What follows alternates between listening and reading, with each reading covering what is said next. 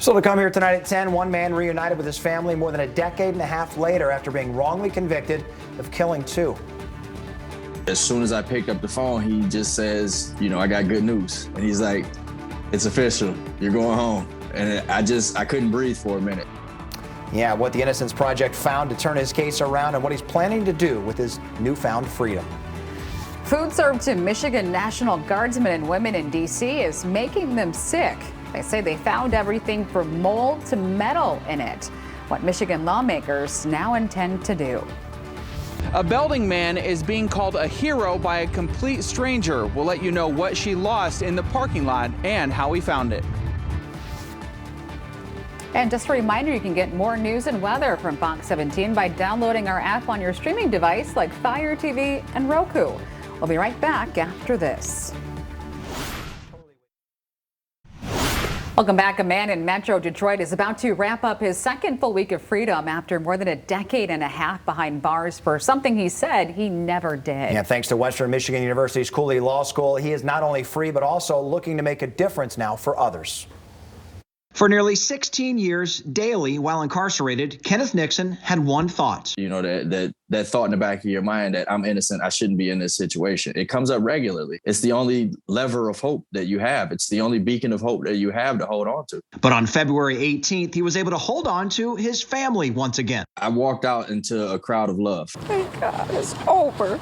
At the age of 19, Nixon was sentenced to 2 life sentences plus 30 to 60 years for the deaths of a 10-year-old and a 1-year-old after a Molotov cocktail was thrown into a house in Detroit, also injuring the rest of the family inside. As the investigating detectives told me, what happened, I didn't even know that this crime had happened. 4 years ago, the Wayne County Conviction Integrity Unit and the WMU Cooley Innocence Project looked into Nixon's case. The witness testimony was inconsistent at trial.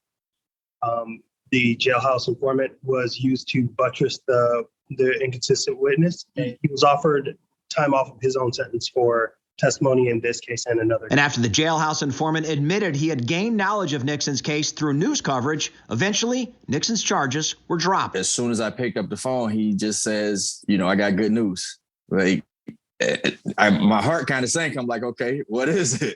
And he's like, it's official. You're going home. And I couldn't breathe for a minute. Just being able to call someone up and say, hey, you're getting your life back. In my head, I was screaming, but in reality, it wasn't coming out. Now 34, Kenneth is catching up on all that he missed from the small stuff. The first thing I did was eat some real food. That was definitely, we stopped at the closest fast food restaurant. To the big stuff. Learning my kids. It's been 15 years. These guys were toddlers, infants when I left.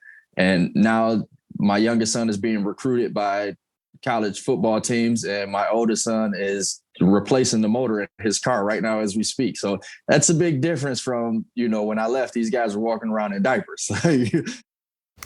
What a smile. Nixon looking to go back to school, potentially in the legal field, because he says he wants to see more changes happen. Meanwhile, he's just started speaking with attorneys about compensation from the state for his unlawful imprisonment.